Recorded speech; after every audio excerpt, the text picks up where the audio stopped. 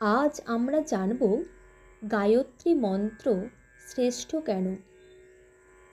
ব্রহ্মা এই মন্ত্রটি দৈববাণীর মাধ্যমে জেনে 4টি বেদ রচনা ও সৃষ্টি কার্য শুরু করেছিলেন।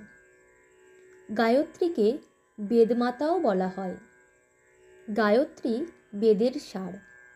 এই মন্ত্র জপকালে একটা অদৃশ্য শক্তি কম্পনের সৃষ্টি হয়, যার ফলে রক্তপ্রবাহের বৃদ্ধি ঘটে এবং অক্সিজেন গ্রহণের মাত্রা বৃদ্ধি পায়। আত্মসংযম ও জীবনী শক্তি বর্ধিত হয়, শান্তি ও তৃপ্তি আসে। ওম ভূর্ভুবস্বঃ তস্যবিতুর্বরেণ্যং ভর্গো দেবস্য ধীমহি ধিয়ো ইয়ো নঃ প্রচোদয়াৎ। অর্থাৎ সর্বশক্তিমান জ্যোতির্ময় ঈশ্বর যেন দয়া করে আমাদের মন ও বুদ্ধিকে শুভ কাজ করতে প্ররোচিত করেন।